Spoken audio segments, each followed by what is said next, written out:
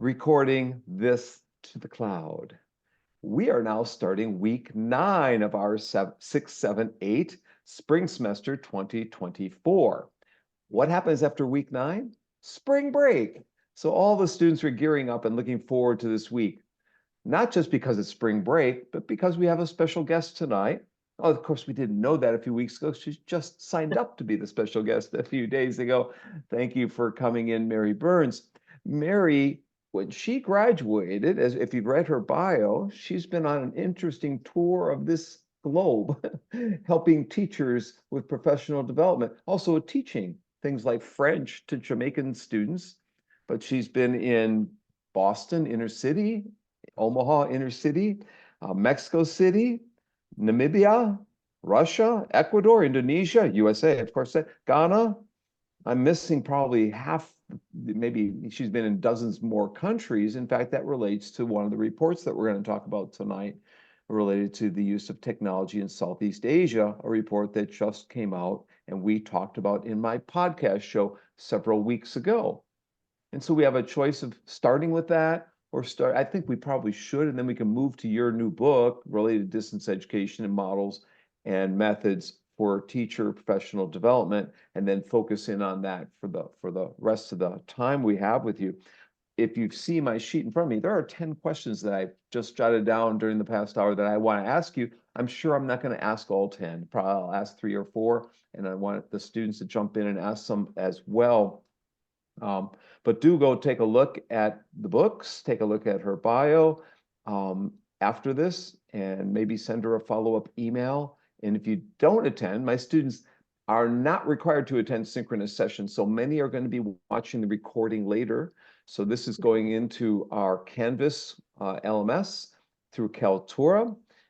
This will go in probably within a few hours after class. And so you might get contacted by someone. Maybe I should ask if you could, Mary, type your email in the chat window, your preferred email, and then the students here would have it, and I'll just read the email for my students who are watching the recording later. They won't get the chat, but I can also share that with my students as well. As I said, Mary was on the Silver Lining for Learning podcast show, Can Technology Transform Education in Southeast Asia? And there were a couple of co-hosts with her, a couple of guests with her as well. I'm wondering, Mary, if you could fill in the gaps around your bio first and your world tour you've been on for 40 years now, and the points of interest along the way. Maybe tell us, Jamaica definitely seemed to get you started in this kind of quest to help the people of the world.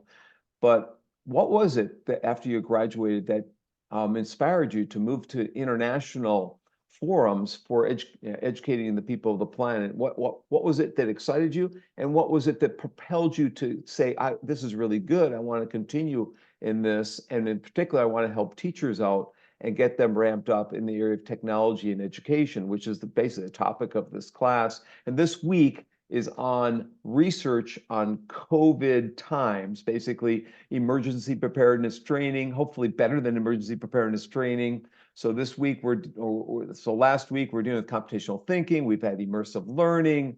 We've had many precision-based learning. We've had many topics, systematic reviews of the research, and so forth. We'll be getting to other topics in the following weeks, including assessment and evaluation issues coming up. But this week was a special issue. We're reading a special issue of a journal every week that's come out since 2020.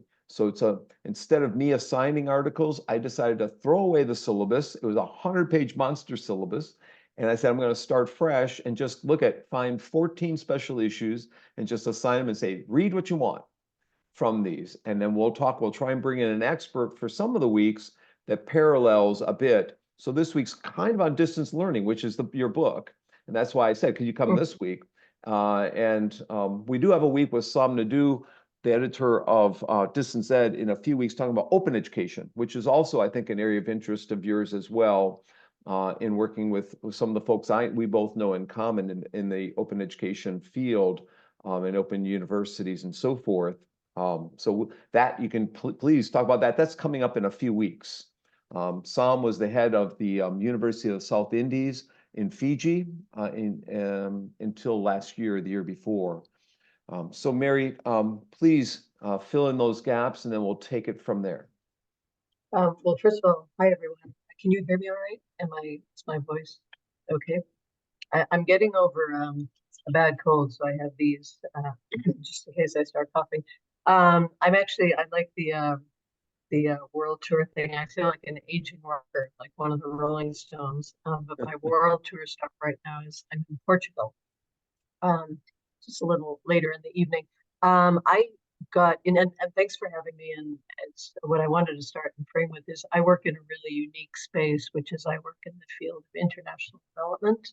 So this is typically donor-funded education projects, donors being the United States Agency for International Development, Millennium Challenge Corporation, which are two US donors who give money for education projects, the World Bank, UNICEF, UNESCO. I've worked for all of these folks, but it's a unique space because it's really education and service development, these massive, large scale national projects. So what got me into this work, what got me to Jamaica, I guess, was it was 1984 and I was about to graduate. And like many people are about to graduate, I had no idea what I was going to do. And I found it rather terrifying. And I heard that our university volunteer program in Jamaica. And I thought, I could do that in Jamaica, except you had to teach. And I always say I put teaching somewhere between working at McDonald's and maybe selling narcotics. But I decided to go to Jamaica. And really, it was there that I absolutely fell in love with teaching and with being a teacher. So the question then is, I stayed in education. I am I have some wanderlust and I love to learn, so I kept going back, much to the dismay of my parents, and get more master's degrees. So I ended with a ton of debt, especially after I did dual master's degree program at the University of Texas. But once again, happenstance occurred, and serendipity occurred, I should say. A friend told me about a place that was hiring people who were interested in education, and I obviously was. I'd been a teacher, and this was actually working with teachers, and that I had I had been a teacher and I continued to be a teacher, but had no interest in working with teachers exactly. It was in technology, and I used technology quite a bit. So I ended up working with teachers, and I really found that to me was kind of my calling, because as I always say, when you teach kids, you teach those kids. When you teach teachers, you teach thousands and thousands of kids. So from there, my work continued. I worked domestically across the U.S., mostly in inner city schools, reservations, communities along the Texas-Mexico border, mainly with teachers and with teacher educators, really helping them to use technology for school reform, to improve instruction, to improve assessment, to improve content, etc. Really to help a lot of schools move. A lot of them were actually being punished by the state or because they weren't meeting their state test scores. So my work was to use technology to really motivate teachers to kind of reform what they were doing. And I continued in that in education domestically, but then internationally. So I managed to work across the globe in every continent, probably altogether about 100 countries. And I've lived in a number of them as well, including here in Portugal. And right now I'm at a teacher education college. I was with an organization called Education Development for 20 years, and I loved it. But I just thought, I'd like to go back and be somewhere where I'm working with teachers who are starting. And I was fortunate enough to land here. So right now I work with my teacher educator colleagues. I help them learn to teach differently, design courses for them. I do a lot of work now with AI, helping teachers figure out how to use it for their teaching. So I'll put a period on that because that was kind of a long answer. So we do have a little audio issues. We can hear Okay. you, but there's get a little feedback maybe. It's not sure that you have a cold. I'm not sure what it is, but Hmm. yeah, uh, I do a wonder. sound check one more time. Okay. Um, I'll decide if I have headphones or not. Sometimes that works, switching to a headphone set. Yeah, I've I'm seen that wondering, work before. I'm also wondering if I should turn off my video just because the internet can be slow here and we have had terrible weather. And Yeah, I've noticed when the weather is poor, so maybe I can also we'll do go that as without well. video from you, and we can always put it back on. Okay. But Is that helping at all? Is that making a difference? yes. Ah, there we go. So Yeah. okay. All right. And I've got some headphones. I'll put those in as well. Okay. But yeah, we can keep going. I don't want to. So yeah, so maybe what we'll do is do a few questions without video. We'll try it with video back on. Sometimes it's just the ocean. I'll say it that way. You never know. Oh, no. So that leads to one of the 10 questions, actually. I get students coming to me and saying, how can I get a job with UNESCO? How can I get a job at the World Bank? And they apply, and it's always, no, we don't have anything today. Once in a while, my friends at the World Bank say, hey, could you send someone to work with us in the summer? That's through my network, through direct contacts, they often get, but just to look up, just to submit an application, they get thousands of them. So how did you first get involved in some of those organizations? And how does one get into that network and find out about job opportunities? Mary, you're muted, by the way. Um, for me, I started, I think, once I started working internationally, you start meeting other people who are working internationally. I came back to Boston in 2004, moved back from Austin, Texas, and joined Education Development Center, which does do international work. And so that's a very easy entree then into not necessarily working with the World Bank, but with the United States Agency for International Development, for the Millennium Challenge Corporation. And, as you progress in your career, I'm sure all of your students find the same thing. You meet people and you do work for people. And if they like it, they recommend you to other people. And I think, I think we all know that professional networks are really important. And I would say certainly that's true in my case. And I think there's some okay. I was looking at the chat. It's questions about sound. And how is the sound, by the way, Kurt? Am I okay? Much better. Okay, all right, okay. I'll try video again, and if it doesn't work, we'll turn off, but I've got headphones in, so that might be. Yep, that was Okay, it. Yeah, all right, I hear you and I see you. So okay. I'm glad I jumped in on the first question rather than waiting until question 6 or 7 for us to test this. I have a couple more questions, and I want to talk about the both reports, and I've got them queued up on my computer. I'll share my screen, but before I do go to either report, let's see if someone wants to jump in with a question before I go to other things. Does anyone have an initial thought or question that they want to ask Mary about or talk to Mary about?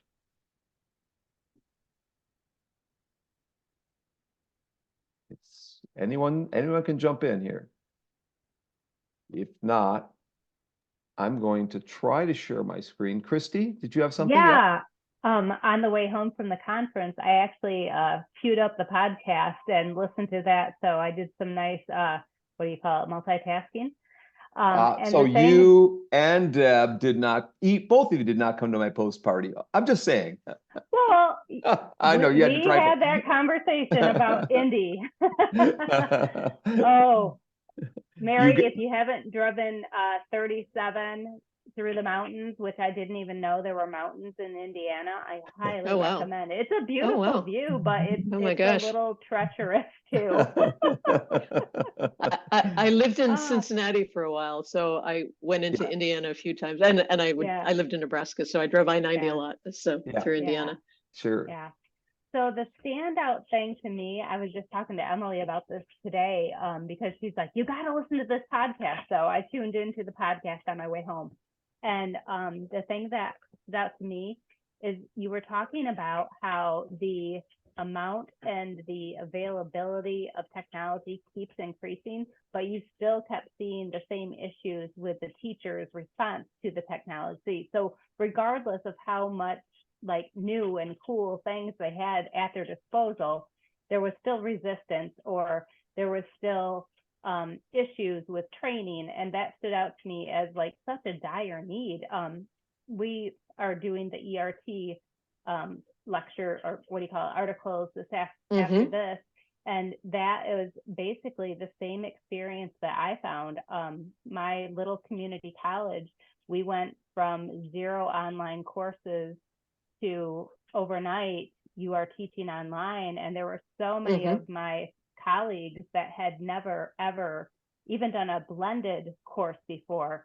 So the training, the everything was just a culture shock to them. So I just like, I guess it wasn't really a question so much, but I just found that that's amazing. As much as we keep on coming up with these new amazing emerging technologies, if we can't use them, or if they don't add to the course, then you know what I mean? It's why? Yeah.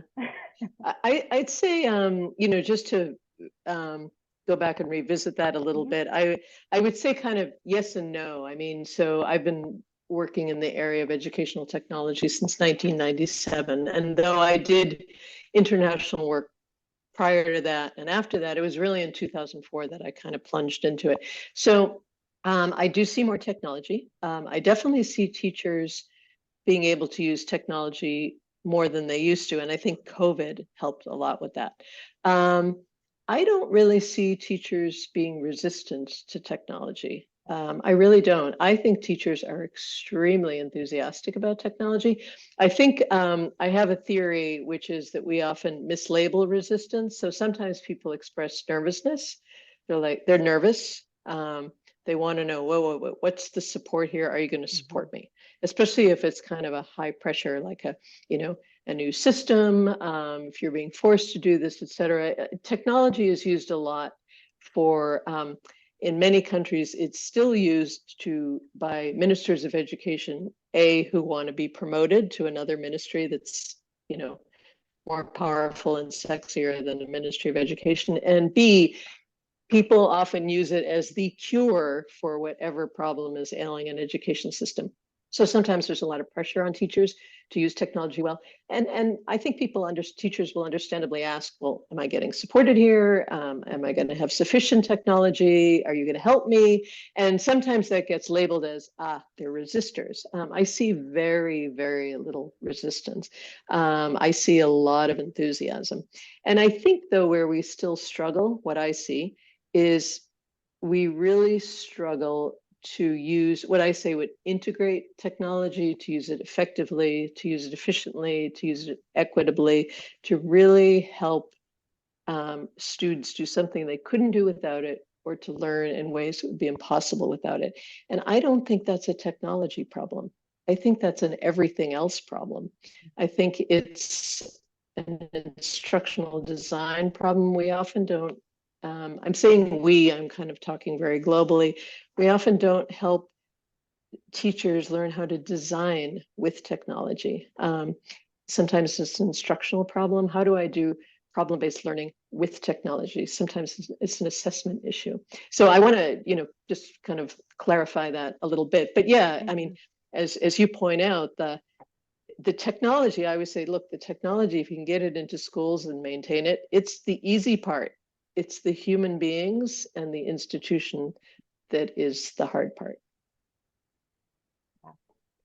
It's funny because in our 690 class, we did a group project where we actually got to choose from a selection of research questions. And one of them that we chose was basically older adults who are now required to use technology for their job. And so we investigated through the TAM and the TPAC and really looked at like all of those frameworks, and it just went right along with what you were just talking about. Yeah. And one of the, I'll just say this pretty briefly, as Kurt knows, one of the things I did was I worked on UNESCO's Global Education Monitoring Report. Every year they do an annual report that looks at some aspect of education and basically says, how are we doing? And last year was technology. So I wrote a background paper for them. Then I interviewed, they asked me to write a chapter on teachers and technology. So I interviewed 70 teachers in 17 countries across the globe. I'm actually continuing with this research.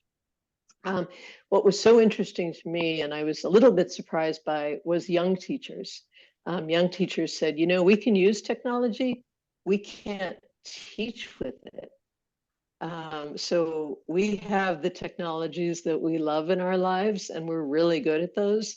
But when it comes to actually using it to help students learn math better, et cetera, they really struggle. And it was a lot of the older teachers who were more experienced actually were using technology in much more significant ways. And there was a big study done by Vikas Pota and Sarah Hennessy. Sarah Hennessy is with the EdTech Hub out of London. And they interviewed 20,000 or surveyed 20,000 teachers across the globe and found that actually, yeah, younger teachers who graduated and from pre-service education programs and moved into teaching were sometimes expressed being more nervous about integrating technology than older teachers. So I think that's kind of interesting as well. And I see there's some comments here from Lena. Oops. And also, Can I jump in? Can I jump in for a sec?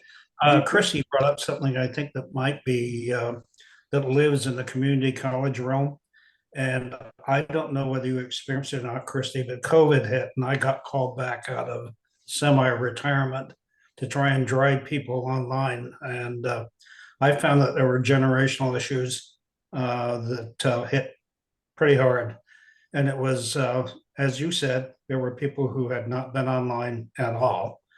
And for them, thinking of transferring the syllabus straight from their pile of old syllabi onto online became an issue.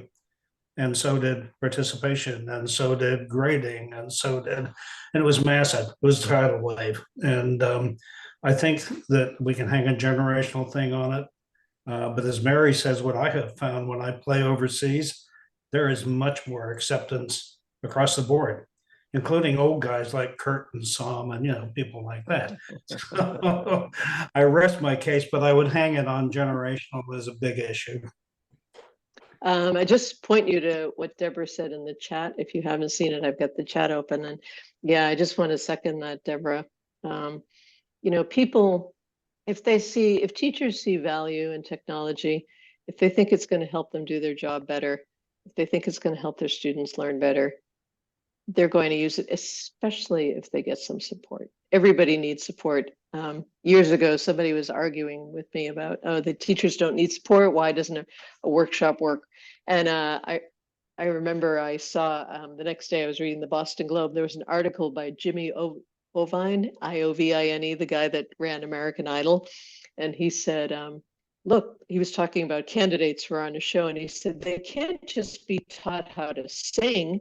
You've got to support them. So I remember cutting it out and bringing it in and showing it to people and saying, if we're going to support people on American Idol, the very least we can be doing is supporting teachers who are using these very complex tools. I think before Bob jumped in and after Christy, I think Esther had her hand up. I'm not positive, but Esther, did you want to ask a question? Actually, my question has now changed to the current talk. I've left the previous one. But my question is on accessibility and usability and equity, especially since this is global. Probably in the US, students can be able to access, they have tabs, they have computers. But how about to the rest of the world? Because technology is being encouraged, even in other countries. I am an international student from Uganda. And I remember during COVID, we were teaching students and it was very hard. Again, there is no resistance. People are eager to learn, but it's hard to learn.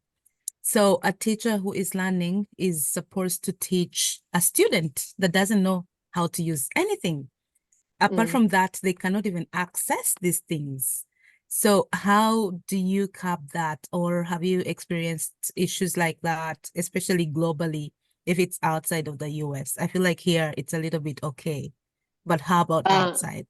Yeah, I mean, although it's not, because I mean, so Esther, you're Ugandan. I've worked in Uganda, but not in education yay. projects. Yeah. Okay. But no, I mean, I think you've answered a lot of the questions. You already know what the response is. Technology has a massive equity issue.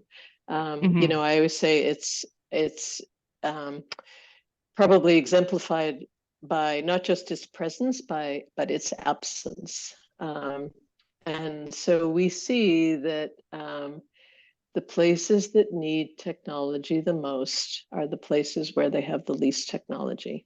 And that would be sub-Saharan Africa, South Asia, poor communities in the United States. I mean, we saw this during COVID. You had, my city, the city of Boston, running around delivering 56,000 laptops to kids because they don't have access to digital learning.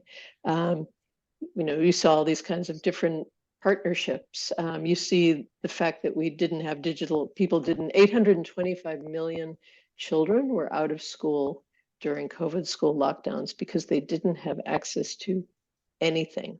A lot of countries worked around that with television, with radio, with some kind of mobile broadcasting. But this sounds fanciful and like folly, and I get a lot of pushback on this. I believe that every single child in the planet should have access to technology. I don't believe that every single child should have their own digital device. I do believe that every single kid should have access to technology. Why? Because it allows kids who are in really poor and weak education systems to get access to good teaching, to get access to other subjects that they wouldn't be able to take. And I think the bottom line is look at us right now. I mean, I am in Portugal and you are in the Midwest of the United States, and we are communicating via technology. We are using technology for work. We use it for every professional aspect of our life. Being technology literate is, to me right now, is the same as being literate and numerate, being able to read, write, and use some basic technology. It is a vocational skill, and it is a skill that we need for higher education.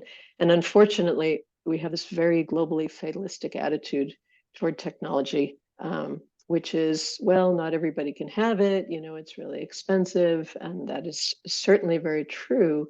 And I think, we just have this idea that, rich kids get it and poor kids don't, and oh well, isn't that too bad? But we can do things about that. It's called policy, and we can make it.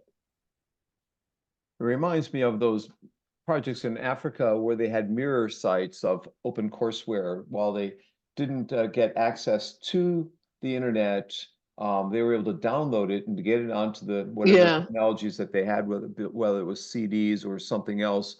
So people in Africa had all the MIT open courses, even though they didn't have, weren't accessing it online necessarily. Yeah. It reminds me of the project in China called the 1 kg project, where if they went to Western China to visit, they had to bring 1 kilogram of stuff along with them, vis-a-vis maybe some educational materials and resources along with them to help in the education of rural children in Western China.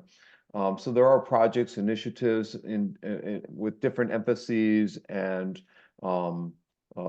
target groups that they're working with, but combined, it would make for an interesting case studies to look across the globe of the different projects like this to enable people who weren't normally getting access, who were in what we'll call in the old days the other end of the digital divide, to now getting access and ramping up, and not totally equitable, but on the road for equitability, I think is a better way to put it, because it can't be automatically equal or leapfrogging, but that happens too, the leapfrogging with the smartphones.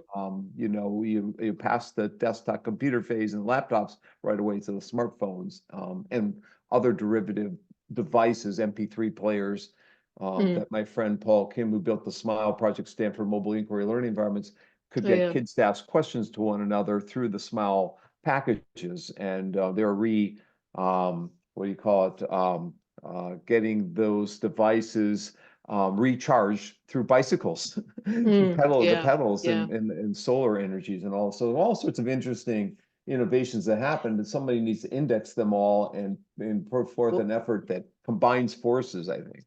Actually, I think, that's what the distance education guide attempts to do. And I was going to say for in the chapter 6, which is about mobile learning, I do talk about a lot of the alternatives, kind of things like Calibri that make content available offline for learners. But that distance education guide is really an attempt to catalog. It's primarily about and for teachers, and it emerged from a study I was doing for the Indonesian government. And I originally published in 2011 and then republished last year. But it really catalogs basically every kind of technology, and it's mostly focused on teachers, but really it's about everyone. In the chapters where I write about radio and where I write about television, I'm also writing about radio and television for students as well as for teachers. This report, Mary? Yeah, that's the one. So if we take a look at this, you can maybe talk about it a little bit. It's gonna be hard for me to control, but there's a lot of people on here, so it wasn't just how did everyone get involved in this, and what did you so act these as were a compiler? No, I actually wrote it. So these are my EDC colleagues that if I wrote about a particular project that they had, I'd write to them and say, just fact check this for me. Or I have a question about this. Could you take a look? So yeah, I'm the author. And this is just really this whole idea of putting all information in one place. So this is a distance education for teacher training. There was a 2011 edition during COVID. This was used quite a bit. This was not, but the 2011 guide was used quite a bit, including by the state of California. And this first edition of this guide has been used by organizations by the World Bank, USAID, because it compiles everything kind of in one place. So this first section really talks about different technologies and what the research says about them. So everything from print, which is still the most common form of distance education across the globe, to audio-based learning, various types of audio, interactive radio instruction, radio programming, television, both instructional TV and educational television, multimedia, which is kind of a beast. It encompasses everything from computer-aided instruction all the way to virtual reality and extended reality. Chapter 5 is about online learning. So online learning is very heterogeneous, as we now know. So everything from synchronous learning to, there's not a lot of data on synchronous learning. So I tried to capture what exists at that point, MOOCs, et cetera.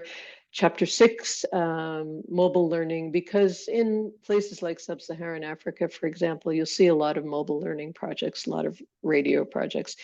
The second part of the guide is really one of the things I do is I actually do design online courses and programs for teachers. So for example, here I'm designing a course in education and emergency. So I do the actual, learning outcomes using the technology, creating the interactives, video, et cetera.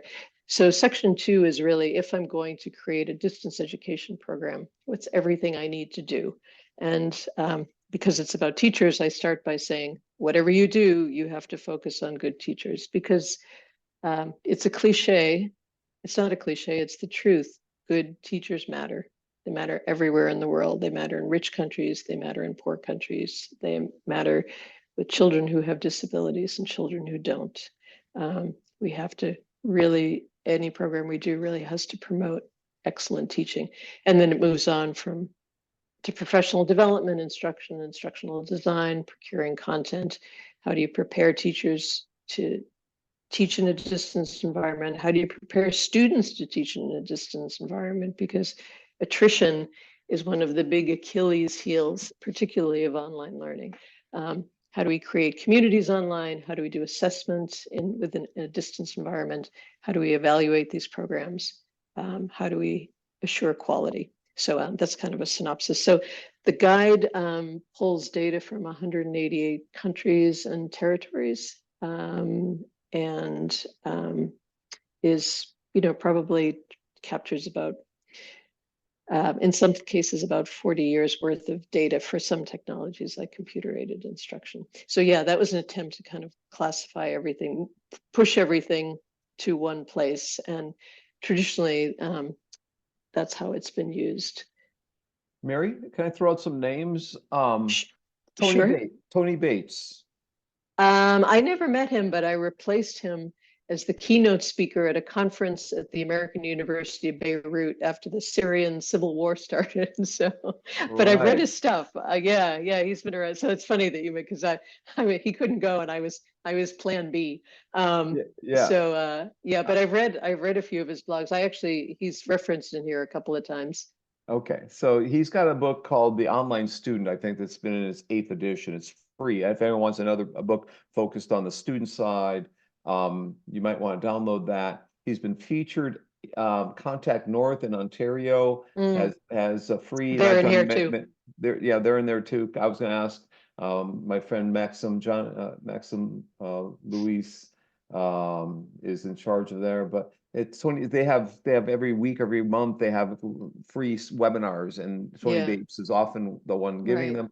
And then Sanjaya Mishra from the Commonwealth of Learning. Have you met him? Oh, yes, I have. I'm connected to him, and we just actually had a little mini conversation the other day. I wanted to say Contact North wrote a very nice. I subscribed to their newsletter, and they wrote a very nice review of this, actually. Yeah. He and I just chatted the other day about UNESCO's latest report on teachers. Right. So I was going to mention that they have at the Commonwealth of Learning in Vancouver, where Sanjaya works, a free journal called the Journal of Learning for Development. JL4D. It's free. It's mainly focused on the global South, in particular, the former British colonies like Jamaica, like Malaysia, like India, and so forth. Yeah, the Commonwealth nations. Yeah. Yeah. The reason I mentioned, I wonder if you know John Traxler, who did mobile learning projects in Africa.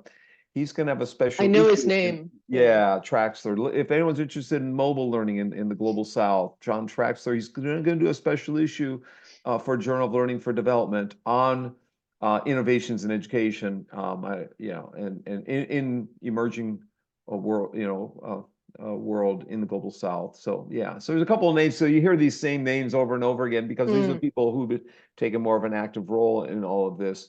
Mary, is there any page of the book that you a model or anything you want me to move to and show, or should I take us off screen share at this point? No, I mean I'm curious to hear other questions you might have. The other thing I should say, that education development website for this also has individual chapters, because we knew that not everyone was going to want to read hundreds of pages in a distance education guide. I mean, I will say that the one thing that probably matters to me the most in this is in 2009, I was supposed to go to Indonesia to do 2008 a distance education study, and my mother, whom I was taking care of, I moved back to Boston to take care of her. She had Alzheimer's, got very, very ill, and she died, and I wasn't able to go to Indonesia. So I went a year later, and I started the distance education study. And my boss said, "Look, we've got to publish this, so keep writing." So around 2010, when I was writing this, I knew that she had been secretary in the State House. My parents were immigrants, and they were older. They came to the US in the 1940s from Ireland, which some of you may or may not know was extremely poor, very, very poor country, possibly the poorest in Europe. So I could never figure out how she learned how to type and take shorthand, even though she went to this convent school where they only did cooking and sewing. And as I was cleaning out their apartment, I found this long scroll, this long piece of parchment from 1939. And she had taken a distance education course an old-fashioned correspondence course. So that's the dedication to the guide is my mother's experience. So it's extraordinary to me that this is, for millennia, human beings have been doing anything they can to learn from each other and via distance as well. So Even Vikings dropping off boats to Greenland, and they were true, in the 1200s, 1100s, and they're dropping off boats off of the ships. That was distance learning back in those days. As I tell people all the time, I'm a product of distance learning. I took correspondence and TV courses to get into grad school, and then when I got to grad school, I helped develop a nationally syndicated course called Teachers Tackle Thinking, Critical Thinking in the Classroom at the University of Wisconsin. That became my first book. I compiled the book long time ago. So yeah, a lot of history there. I would love for us to also talk about the UNESCO report, but if you want to, both reports are very important. Again, we just had the podcast on. People can listen to three of people talk about that particular report. And I do have that queued up here. Is there anything from there that is important to show or talk about? Or should we move on and just talk about other things? For me, I don't know. I mean, I'm curious to know if folks have questions. Are there things you want to talk about? I mean, you all have experience, sounds like, as educators. So we're talking about distance education or technology. So I'm curious to hear your thoughts and your kind of experiences, whether or not they actually relate to this particular guide. Is there anything anybody would Anyone like want to say? jump in now before I ask other questions? Go ahead, Alicia. Okay. Oh, thank you, Dr. Bank. And it's very nice to have Mary Burns here. That's why I, in a hurry, come back to join this meeting after picking up my daughter from school. And so I think that this UNESCO report is a brilliant work. I read it, and I also have a question. So given the comprehensive overview, this report, I think that it provides on the integration of technology in education across Southeast Asia. And I think its impact is profound and far-reaching. And it also provides us valuable insights and essential knowledge that can greatly inform our understanding and approach to educational technology within Southeast countries. So I have a question that is, which policy do you think have been is the most effective in Southeast Asian countries in integrating technology into education? And what other Asian countries like China here can learn from them? So this is my question. Thank you, Mary Burns. Yeah, no, thank you. That's an easy one for me. Now, I don't know. I've been to China, but only for a conference. And so it would be hard for me to really talk about China. Most of where I focus on and whatever I write are places that I've researched, but I've also worked in them.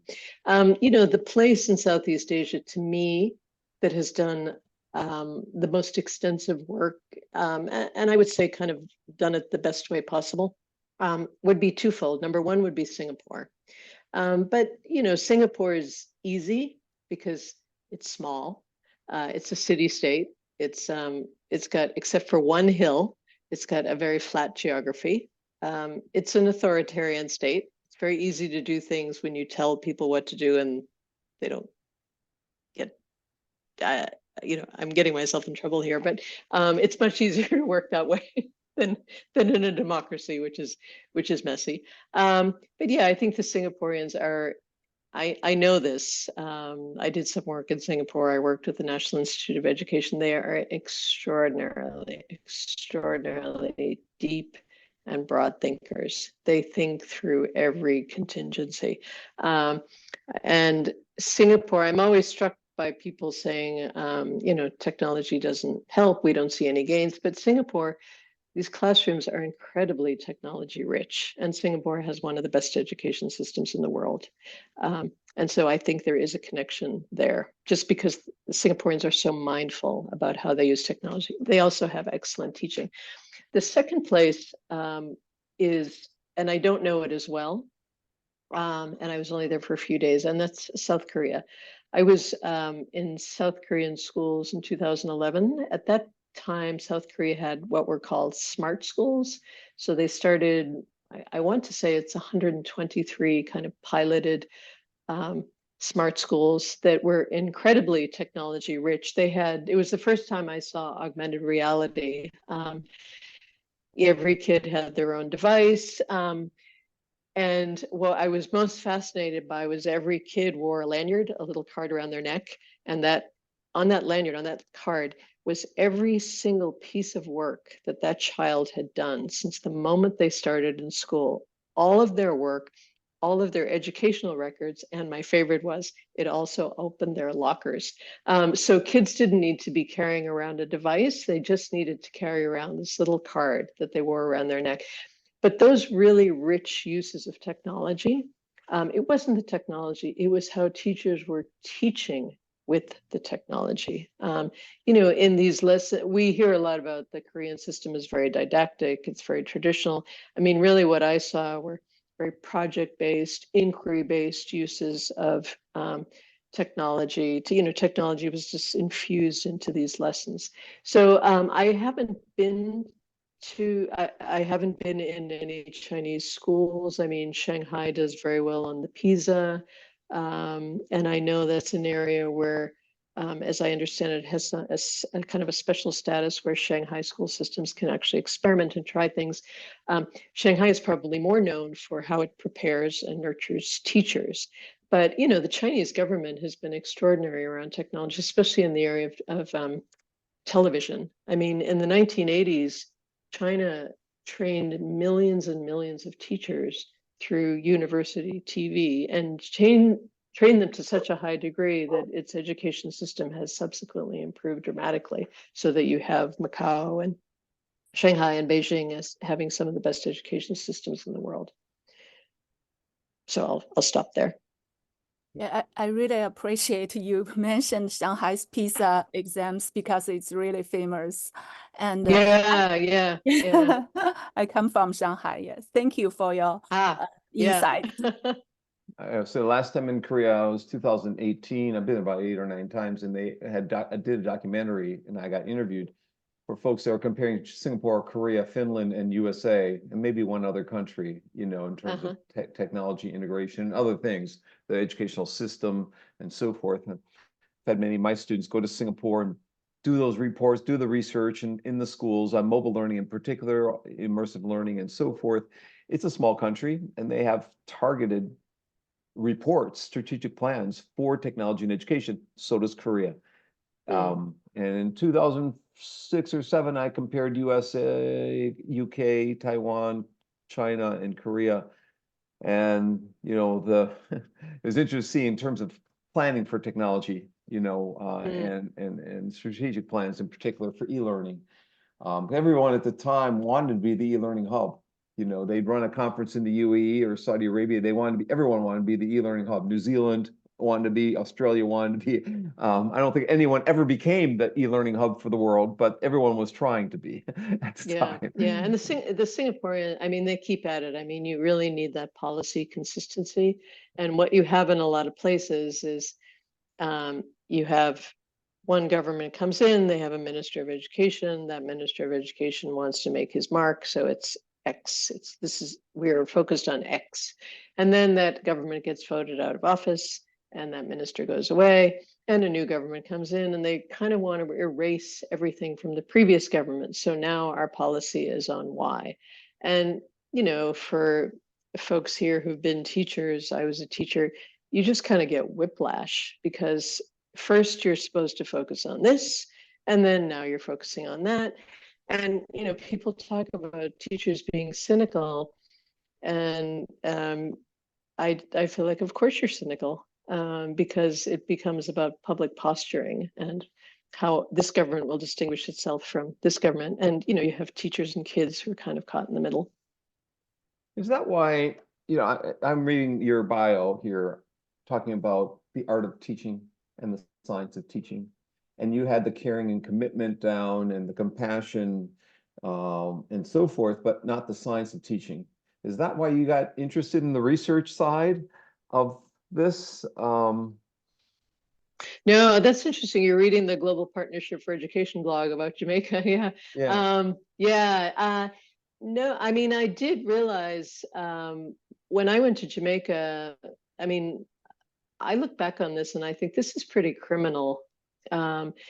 We were a bunch of 22-year-old white kids from Boston College who were sent down to Jamaica to teach in primary and secondary schools. And we had an afternoon of training in Ipswich, Massachusetts. And I think, what were we doing there? Because, the school I was in was the best school in Jamaica, and it had excellent, excellent teachers, who really resented us for very good reason, because we didn't know what we were doing. So, it was made very clear to me when I arrived. I mean, my first year, I was kind of a disaster. The kids liked me, and I liked them, but I didn't really know how to do anything. What changed for me was when I worked for one of the regional education laboratories in Austin, Texas. And we did applied research with teachers. So I worked in schools in Louisiana, mainly Texas, Oklahoma, Arkansas, and New Mexico. And again, we were working in Title I schools, and the US Department of Education was giving Title I schools technology, and we were actually helping teachers learn how to integrate technology, because many of them were in corrective action. So how they could, again, reform teaching and get out of corrective action. So a lot of what we did was we were generating research, we were doing professional development, coaching, and then really generating research with teachers, not on them or to them, but with them. And of course, I was reading the research. I eventually left that job and I went to Mexico City to teach in a university called the Tecnológico de Monterrey. It was the first university in the world to be a one-to-one university, and all instruction is learner-centered. It's a private university system in Mexico, started by MIT grads, and there are 33 campuses. And I realized I had actually won a teaching award when I was teaching in Nebraska. And I went down to Mexico and I realized I am so much better. I am a much, much better teacher, because unlike my teacher education program where they gave me the theory, but I didn't have a lot of practice, I had a lot of practice. And the theory, I understood the theory in practice, and I understood, I kind of had the big ideas of teaching. I understood what the research said and why I should use it and when I should use it and how I should use it. And so, yes, that is really where I realized, oh my God, research really does matter. But it really has to be integrated with practice, and not in the way that we see in a lot of teacher education programs where you get a lot of theory, you get a little bit of practice in your practicum, and then you go in and you try to teach. It's got to be a lot more balanced, I think, and a lot more integrated. Other questions? Comments? Bo is here from Austin. He's at South by Southwest EDU in Austin. He's my TA. Oh, so wow. He's taking a break out from the conference. Oh my God. Bo. How is South by South? It used to be years ago, it was like so cheap to go there. How is it now? It's a little more on the costly side actually this Yeah. year. I actually saw that the entertainment festival tickets were going, or badges were going for, I think, 1,900 right now. So Oh my a gosh. little steep there, yeah. But no, it's been a wonderful EDU experience so far. A lot of AI focus here today. Yeah, I'm sure. Yeah. How's the weather? How hot is it in Austin right now? Absolutely gorgeous. 80. Is it? 82 right now. Oh, wow. Not Midwestern humidity. So that was great. Okay. Yeah. Yeah. So Yeah. I used to at, joke that Austin live. I'm sorry, go ahead. go ahead. No, go ahead. But sorry, I think you were going to say something. You used to joke what about Austin? Oh, I used to joke that it was living in Texas was good preparation for my afterlife when I died, because it's so hot in Texas that when I die and go, you know where, I could just say, hey, you know what? I lived in Texas. This is nothing. So he's at Southwest EDU, the one before the entertainment. Yeah. So yeah, so they have keynotes like the Michelle Obama, or Bill Gates. I saw there a few years ago when I went. You know, who's the keynote this year, Bo? I haven't seen actually for next week yet. I'll have to look that up and get back with you on that. I did see actually, Dr. Bonk, that Sunny Zhang is going to be speaking here next week though as well. She's shared a few things with me, so that was pretty cool. Yeah, she was a guest in our class in the fall, creating a Okay. LMS for the developing world, in effect. Oh. Bo, what's the name of the LMS? I'm blanking on. You would know what that is. True Leap. True Leap, yeah. So Mary might want to look up True Leap. Okay. Yep. Okay. So other questions? Who wants to jump in? Yeah, I have a question. Go Okay, ahead. so I am kind of thinking about pedagogy and technology. So kind of find out what kind of advice or what support can be given to a newly trained teacher who is always stuck in between pedagogical decision making and also the use of technology in the classroom. While she's thinking of an answer, Emmanuel, tell her your background. Yeah, so I am Emmanuel, and then I'm a teacher education associate instructor in the science education program, IU School of Education. And where are you, Emmanuel? You're breaking up a little bit. Okay, so I am associate instructor. I teach pre-service teachers science content, and then I'm also in the PhD program here in IU School of Education. Okay, and where are you from originally? I am from Ghana. That's West Africa. Oh yeah, I worked in Ghana for several months. I love Ghana. Are you from, Thank are you. you from Accra? No, I am from Kumasi. Oh, okay. I was never in Kumasi. I spent most of my time up north in Tamale. Okay. Yeah, I mean, in terms, so the question, sorry, I got distracted. So really, what advice would you give someone starting out as a teacher in terms of technology and pedagogy? Yes, exactly. You know, you have to use, so technology, you do have to know how to use it. I don't think you have to know as much as everyone thinks you have to know. I think you need to know enough to be comfortable. You don't have to be a master. I think you have to know more about what technology does. What is this technology good for? What is this technology good for? What does this help in terms of student learning? What does this help in terms of student learning? I think, you know, teachers have to really have beliefs that the technology can make a difference. I think people need to be able to design with technology. I think really this is something that we don't do enough of. We don't treat teachers like instructional designers with technology.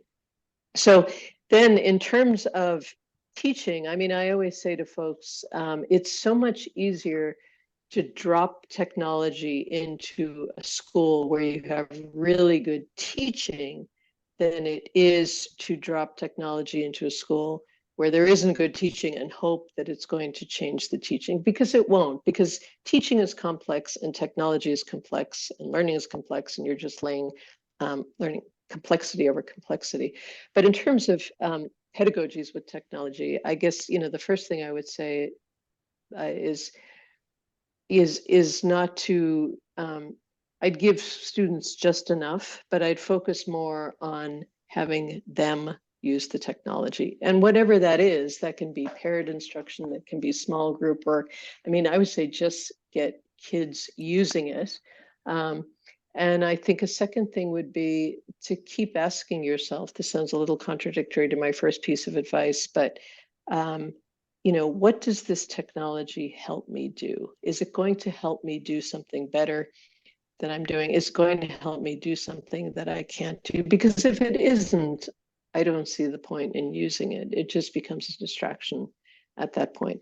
And I guess the third thing I would say is really to trust students. A lot of times I do and would hear a lot of fear around, and you hear more of this perhaps in the global South, where you maybe have systems that are a little more hierarchical, but a lot of fear that kids can't do this. And of course they can.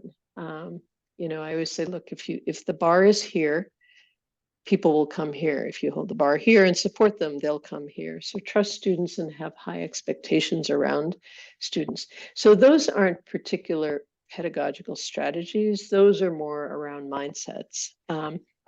But I do think it's important to help teachers understand learner-centered instruction. It's not one big glob of a thing, but it's actually kind of a series of different distinct pedagogies.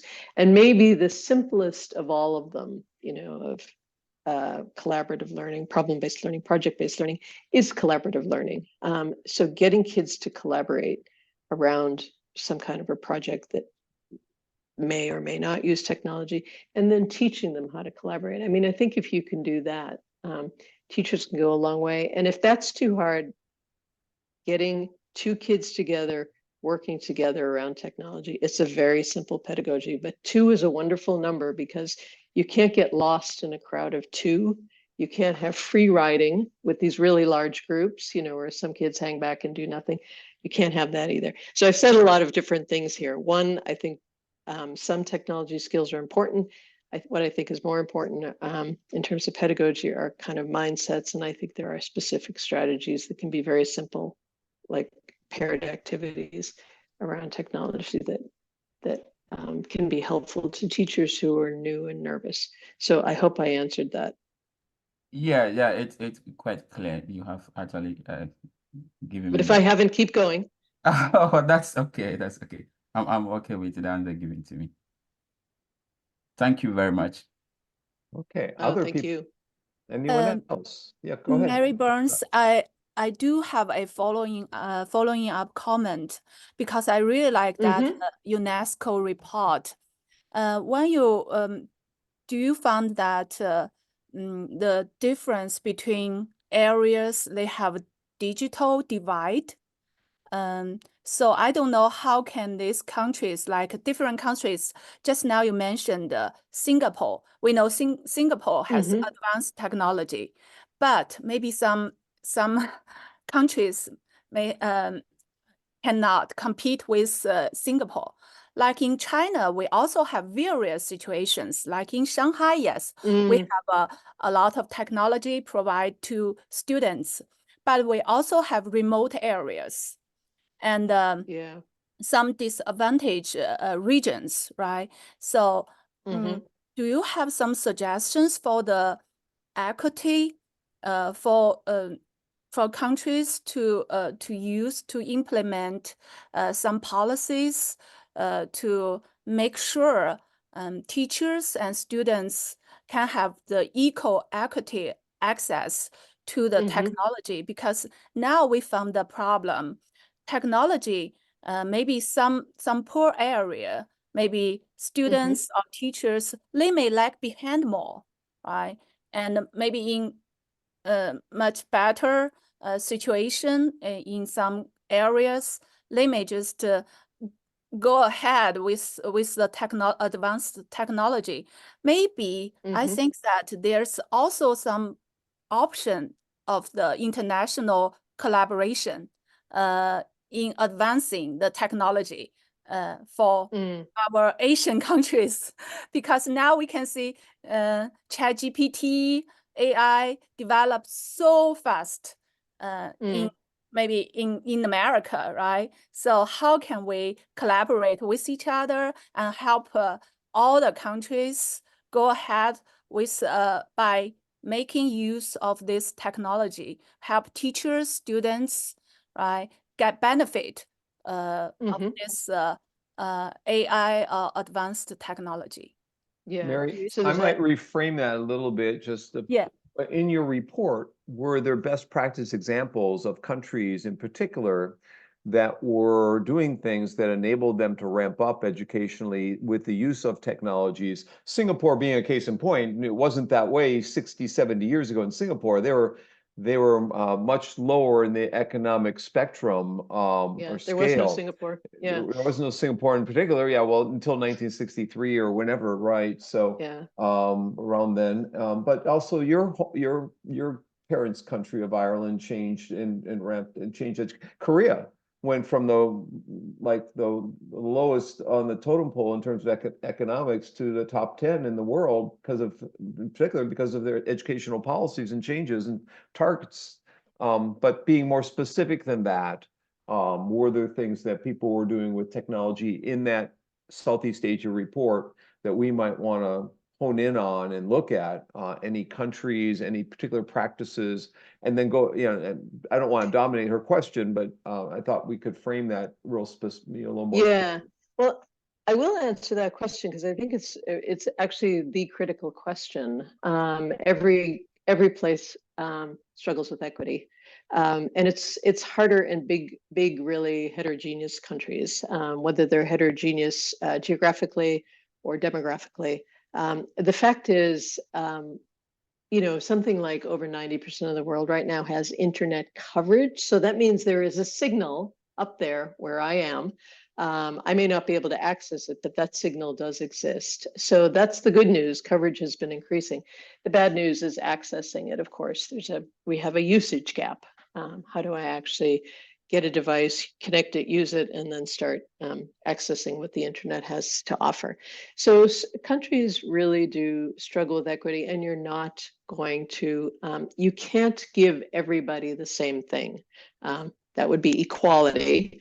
And we can't do that. It's logistically impossible. It's prohibitive. Prohibitively expensive. So I think what a lot of countries, and what I say is, look, you can have equity, but equity is something that countries have to design. And that goes back to this policy thing. You have to prioritize equity.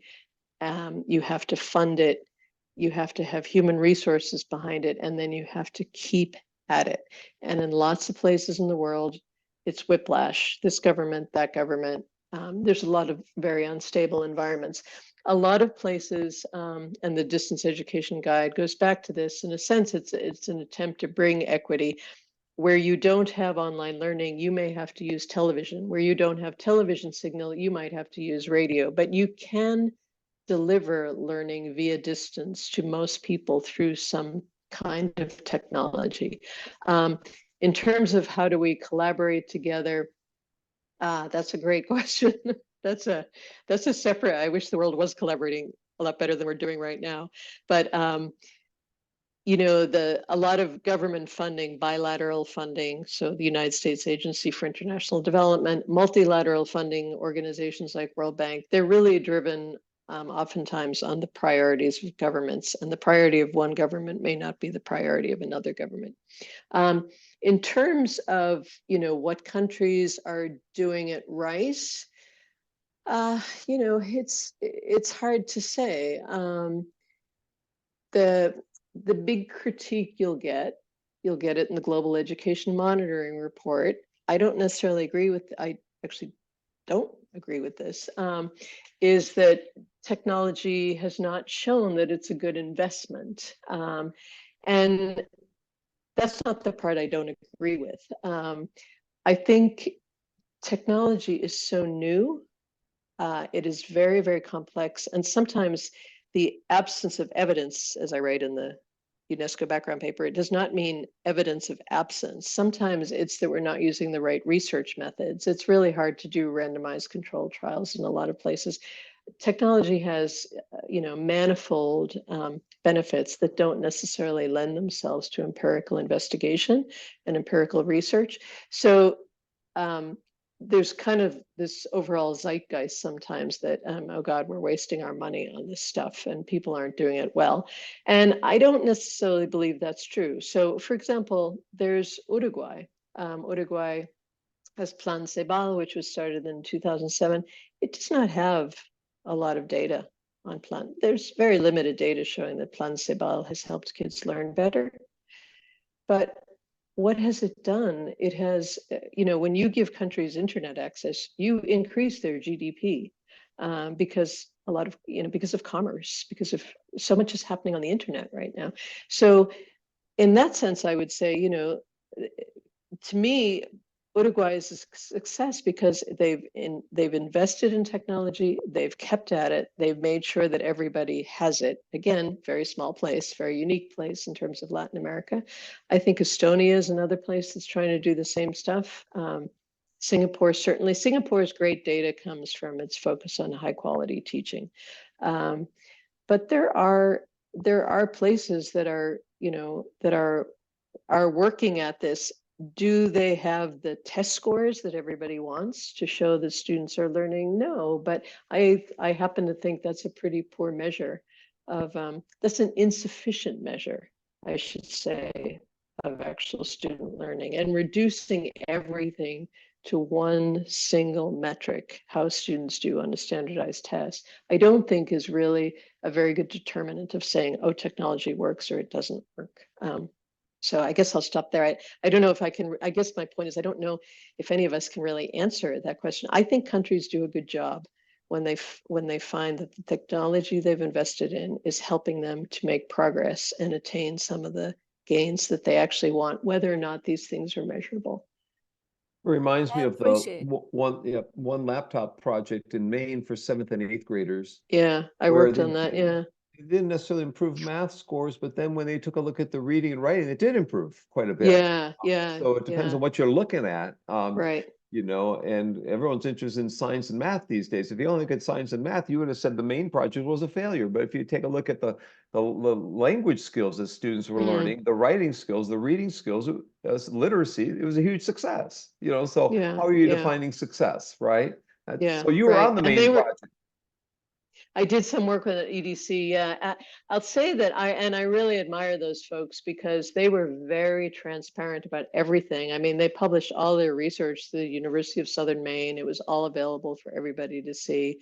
I mean, they really were looking at this as a proof of concept. And, that's a perfect example of this is a poor state. And you're getting technology into the hands of kids in schools everywhere. It's a mainly rural state.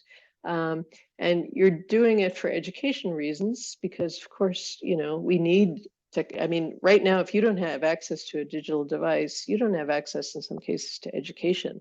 You don't have access to the same education as other people, especially wealthier kids. But also they were using it as an economic development tool. And there we do have data that shows that investing in the internet actually increases countries' GDPs. Interesting. I'd love to have follow-up questions to that. Does anyone want to follow up or ask something similar? Uh-oh, not an economist. I've just told you everything I know about GDPs and the internet.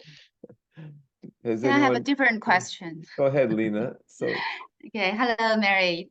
Thank Hi you for there. your sharing. Very impressive. I'm a visiting scholar of Kurt, and I'm from Hefei Normal University, also in China. And I'm very keen on using all kinds of different technologies in my teaching process to my students, have more interaction, and also they have the learning record in the teaching platform kind of technology. I think it's really helped a lot. And I even didn't have any difficulties when I transferred the class into the cloud during pandemic. But I think it's not enough for me to do it well. I think it's important to let more teachers know how to use technology in their teaching. So I totally agree with your opinion that it's not the problem with technology, it's the design of the course, how to use technology to teach. So now we are doing some projects, not only to train the university teachers of using technology to teach, and also the secondary school teachers in China, in my city, to do the digital transformation and also apply AI in their teaching. And now we're doing the project with the local bureau. We finished the first and second round questionnaire, and soon we will do the training, the workshops. So I think you have a lot of experience in teaching training. I'd like to know your suggestions on the following training. What kind of thing will be, put as the most important part? Thank you. Well, I parts guess, with an S. Yeah, parts. Yeah. yeah, I guess, I mean, I would say, what you do depends on what you want, what your goals are for teachers and probably what their goals are. I guess the thing I would say about professional development in general is, making it continuous, and to go back to Deborah's point, this idea of support. Teachers really need support.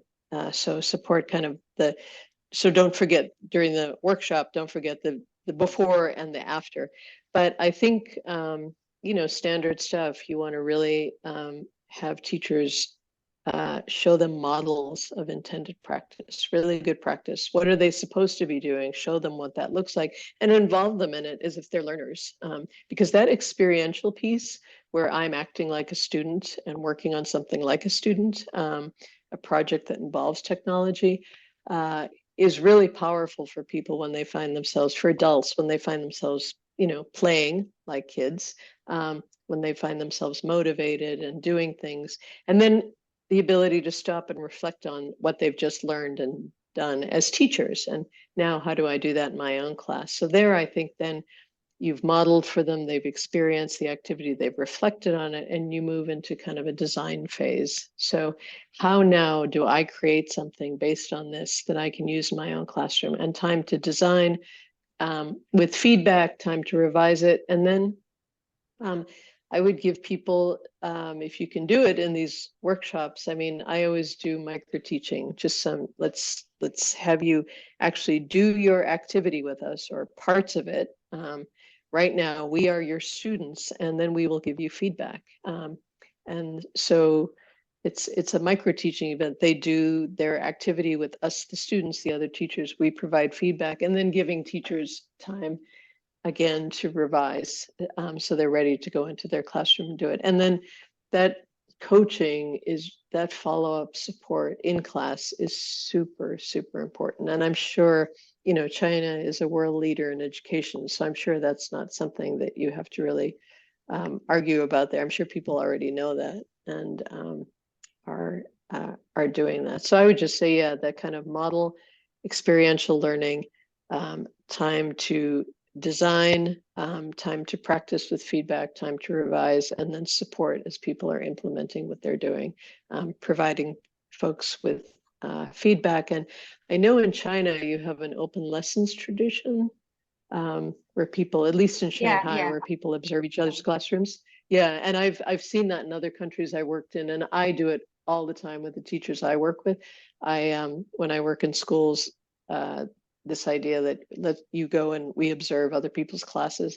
I think that making teachers practice very public is also really a critical piece of that as well.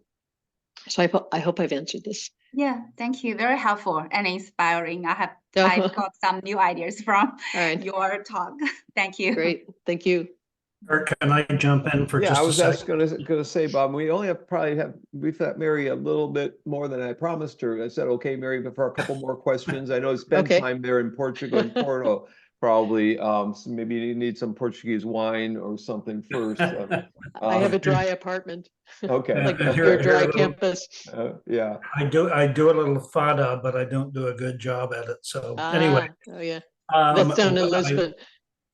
I'd love to follow up on the AI, but the one thing is more a comment than a question. In the United States, at least in secondary education, the focus is on student as it relates to how are they performing. My biggest problem when I had a large institution I was dealing with is how are the professors performing? And most of the time it was not well because we didn't have. Are you talking about tertiary universities, or are you talking about high school? University. Yeah. university level and graduate school, as a matter of Mhm. fact. And what I see in other countries is there is, in fact, a focus on how well is that professor performing. And I think anytime you see reticence towards that, you see a failure. And the Mm. failures are big because they were down to the student. And I don't like that. Yeah, I But- mean, I will agree. Oh, go, sorry. Yeah. All of that, this AI furor with ChatGPT and Bard and, Henny Penny, the sky is falling in. Kurt and I remember well 10 and 15 years ago that, online education doesn't work. Right, Kurt? So anyway, I'll be quiet now and cede to Mary, who's doing a spectacular job. Thank you. I would say in terms of the university level education, teacher education programs, yes, unfortunately, your observation is true. And I just wrote a blog post about this with my colleagues for the Global Partnership for Education. Yes, the thing that I was most shocked by when I did the third report that we're not showing here, it's called something about barriers and supports for teachers and technology. I can't remember what it's called, frankly, but I was also written for the Global Education Monitoring Report. I interviewed teachers around the globe, as I mentioned, 70 of them in 17 countries. I've continued interviewing teachers in different countries. So now I'm up to 79 teachers in 19 countries. When I asked them what their biggest barrier to integrating technology well, it wasn't apparent to me at first, but when I went back and I looked through all the data, it's their pre-service education. Pre-service education has a problem. Alternative teaching programs like Teach for America have much better data. They produce much better teachers than four-year degree programs at universities. And there's a number of reasons for this, but one of them is that this is not their fault. University professors are not taught how to teach. And their priority area is not teaching, it is research. You can't get, in a lot of places you can't be fired for bad teaching, which is really terrible. I'm working in a teacher education institution right now. I'm going into universities and higher education institutions right now.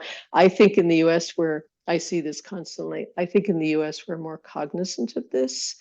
And many US universities have started centers for teaching and learning specifically to help university instructors learn how to teach better. I don't see that in other countries, frankly. I actually think the US, I'm not sure. I haven't really looked for it as much in other countries, but I think the US might be ahead of the game here. Yeah, we have young people who are coming from very learner-centered environments. They get into university and they're confronted with somebody who's going to talk at them for 2.5 hours. And we don't learn from sitting and listening to someone passively. We learn from experience. And that is a huge issue because that I see, it's very hard to move. In my experience, the hardest group of teachers I've worked with are university instructors because they're very high status. They have PhDs. Sometimes, I don't have a PhD, but sometimes I'd be working with folks and they say, well, do you have a PhD? I'm like, no, but honestly, I'm trying to get you to put kids in groups of 4. I don't really need a PhD for this. So I do think this is an area that we really have to be focused on, especially now because people are really questioning the value of a university education. Universities are getting a lot of blowback, and especially now, and they're so expensive. And especially now because we just have we have a teacher shortage, and we have data that shows that people who come out of alternative certification programs with a lot less instructional time, more time in the classroom, are doing better than people that come out of traditional university 4-year programs. And when I say better, their students do better. Oh, sorry. No, I was just reading the chat and I see Sung Hee, another visiting scholar from Korea, put a note in about the Korean Ministry of Education having digital books. I think next week or the week after, when we come back from break, I'll give a lecture on ebooks and I'll talk about my research on ebooks. But in Korea, it's every year they they announce it's going to be this, it'll be in 2015. We'll have you, and then they don't make it. They'll say, oh, 2000. They've been trying for a while. A lot of places are like that. Yeah, and my former student Paul Byun is there, who kind of got Korea he helped anyhow to adopt that ebook policy. They're creating really innovative things in terms of simulations and animations within the books, and being able to interact and polling and surveying and all this stuff. All these active elements. It's not a passive thing, but that takes a while. Before Mary goes tonight, does anyone want to jump in here? I want to make sure Emily came early. Did you ask a question? I think you did, right, Emily? Or did you want a chance to say hi at least? And you're muted, Emily. Hi, yes, sorry. I'm prepping dinner for my daughter. No, I was skimming chapter 9. So in my role, I train teachers on how to integrate technology. And a lot of what I skimmed through really spoke to what we are trying right now. Even though that our district is back in person training, we're doing a lot of modeling, a lot of support, a lot of co-teaching. We had a district learning community day in February, and I had a lot of success of teachers after the training. We tied it with our curriculum, and that focused back on data that was just gathered.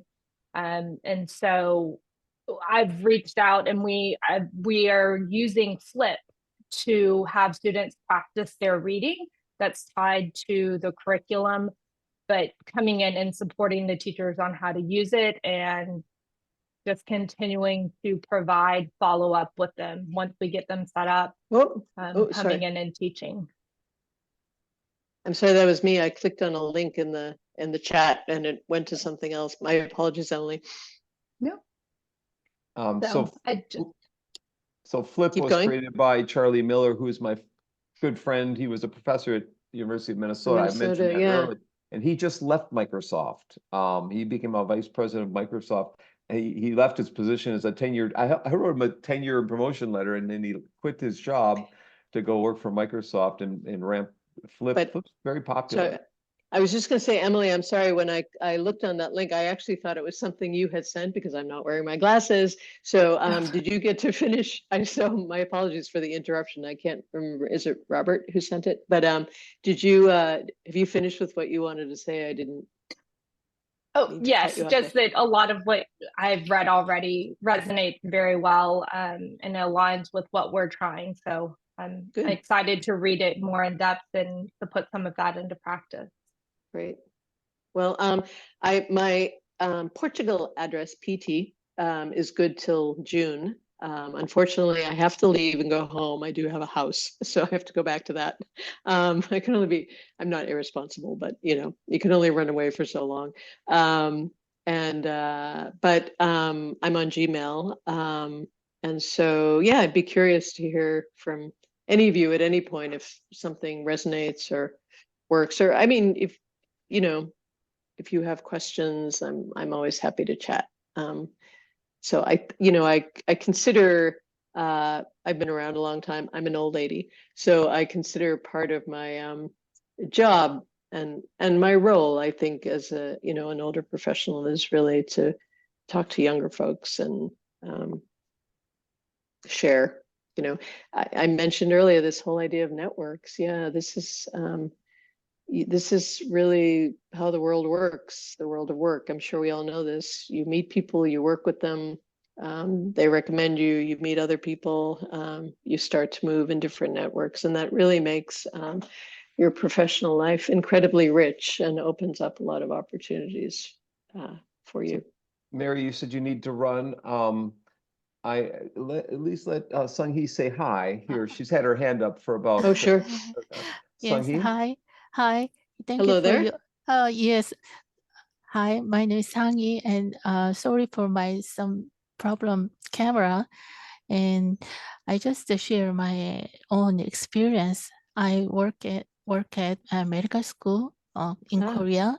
okay. So I want to say faculty development problem. I think faculty development program is more problem in university, not higher school or elementary school. Actually, in university, students entering college now is digital keys. But however, medical school professor, they are doctor, so they are so busy. So they just invest their effort to add graphic and other some sound to PPT their lectures. So I am faculty development manager, so I am very hard to time encourage them to use the LMS in class and use quiz as a formative assessment. So my biggest question and biggest problem is how to enable faculty development in this situation. Yes. Yeah, so I was gonna say you're up, I'm up late and you're up even later than I am. Oh, she's here in Bloomington. She's Oh, you're in Bloomington. yeah, Okay. a visiting Okay. scholar. She just joined a month So, ago. all right. Yeah. I thought, yeah, I mean, it's a little bit hard to answer that question without asking you lots and lots of different questions. But I go back to this thing where I do think people will use a tool when they see that it adds particular value. So, and I guess the thing I would just say in terms of, working with folks is to, start small, just to try something with them. And, learning is an iterative process.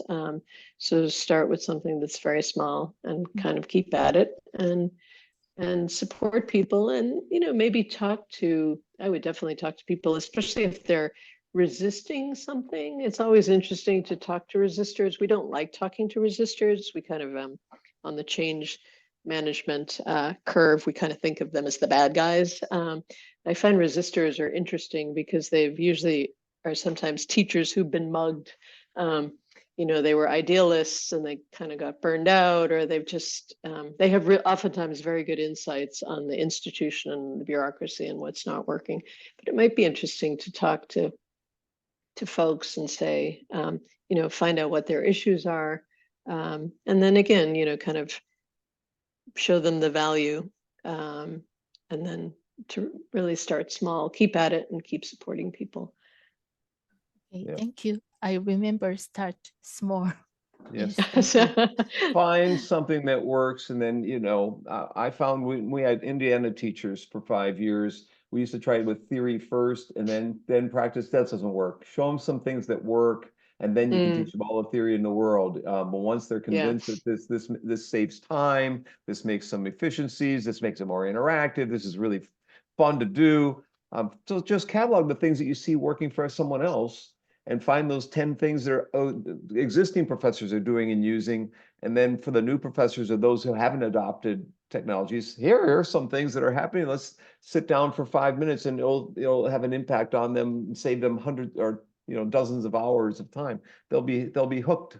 So in my 2 books with 100 activities, at the end, every one of the 100 activities I have indexed for time, risk, and cost. Low risk, low cost, low time, or high risk, high cost, low time, if you're a more experienced person anyhow. So I tried to do that, and one of those books is free.